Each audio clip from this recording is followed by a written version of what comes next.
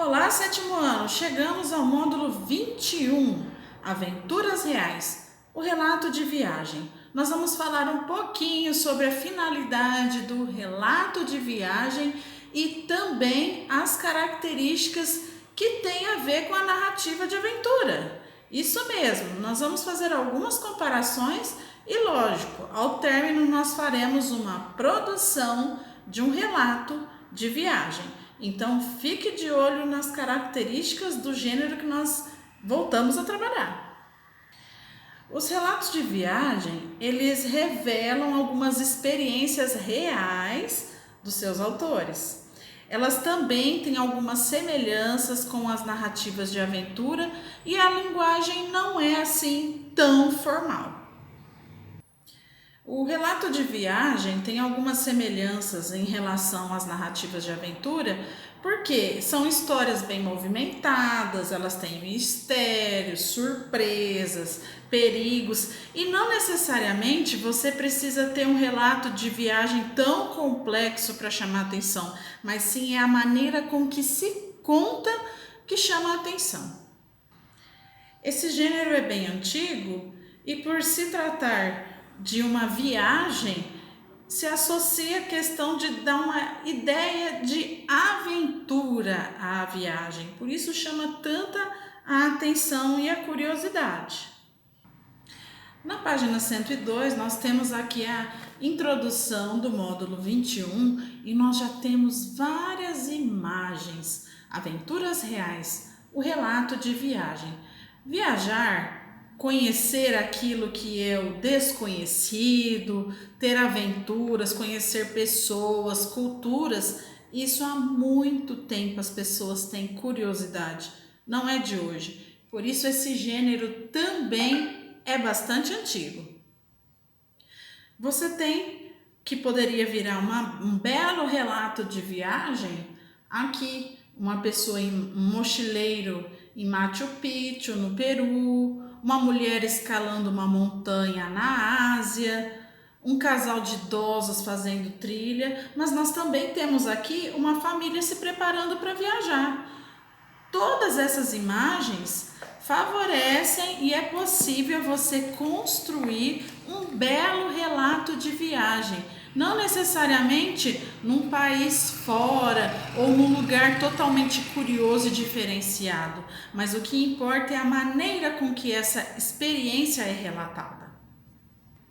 Por mais simples que possa parecer a experiência, ela pode não ser a experiência de outras pessoas. E a forma com que você percebe, que você relata, que você enxerga as coisas, sim, pode ser muito interessante para quem não conhece essa realidade. Nós temos na página 103, no passado, os relatos de viagem também eram produzidos para registrar oficialmente territórios descobertos, explorados ou conquistados. Veja só, alguns se tornaram documentos históricos. Através deles, isso se faz há séculos, através deles nós podemos perceber como era a cultura, como era a visão das pessoas numa determinada época. Hoje os relatos de viagem têm um público também que estão nos livros, nas revistas, sites, blogs e desperta muito interesse nas pessoas conhecerem as experiências, os relatos de viagem, da forma de cada um ver, enxergar uma cultura, uma aventura, um local.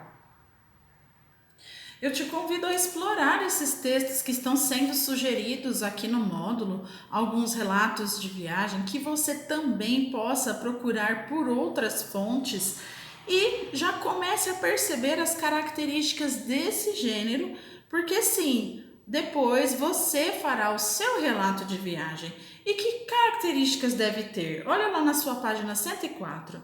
Tem a finalidade de informar ou entreter o leitor. Então existem as duas possibilidades, tanto informações mais pontuais, para que as pessoas compreendam como é esse local, também em forma de entretenimento, ou seja, da pessoa se divertir, ter um momento de lazer conhecendo outro local através do seu relato. Em geral, retrata lugares e situações reais, mas incomuns. Lembra que a questão da aventura é mostrar algo incomum? Isso vai do olhar também da forma de contar das pessoas. Quando você está à procura de uma viagem para poder conhecer lugares, explorar lugares, ter novas experiências, a gente geralmente começa a ter experiências incomuns e, por que não, aventuras, em busca de aventuras. Pode revelar todos os acontecimentos da viagem ou apenas os mais marcantes. Tanto pode ser algo detalhado com os relatos daquilo que se sentiu previamente, o decorrer da viagem, os fatos mais relevantes, detalhes, quanto pode ser algo mais simples, em que traga apenas as coisas mais relevantes, mais importantes, mais incomuns. Alguns trazem imagens que auxiliam na caracterização dos espaços. Isso vocês tiveram já alguns exemplos de imagens nas páginas anteriores que servem para que o leitor tenha um contato visual com aquilo que está sendo relatado.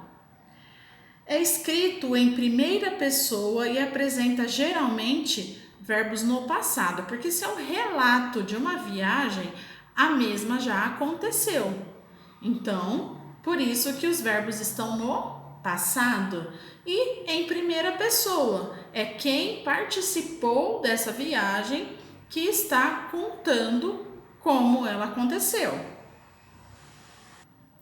Você tem alguns exemplos de escritores, você tem textos disponíveis, indicações que eu peço que você mergulhe nesse universo e perceba todas essas características que nós fomos elencando sobre o seu relato de viagem. Nós temos a atividade em casa, que está na página 108, e você vai fazer a número 1. Veja bem, a atividade em casa começa a te estimular, a te direcionar a pensar em alguns elementos que vão fazer parte da sua produção de texto. Então vamos lá. Para produzir um relato de viagem interessante, não é preciso ter vivido grandes aventuras como a de Hans Staden ou Amir Klink. O primeiro passo é recorrer às lembranças. Um ataque de insetos numa praia, um pneu furado numa estrada deserta, o lanche devorado por formigas, a falta de lugar para comer quando a fome bateu. Seu trabalho nessa atividade será recolher informações para produzir na próxima aula o seu relato de viagem. Então, no plural, você vai realizar essa atividade já fazendo essas anotações relevantes conforme a orientação. Por quê? São esses dados que você vai começar a pensar, a relembrar, mexer nas suas memórias que você vai começar a anotar para depois fazer parte do seu texto. Leia todo o módulo, as instruções do plural e até a próxima aula.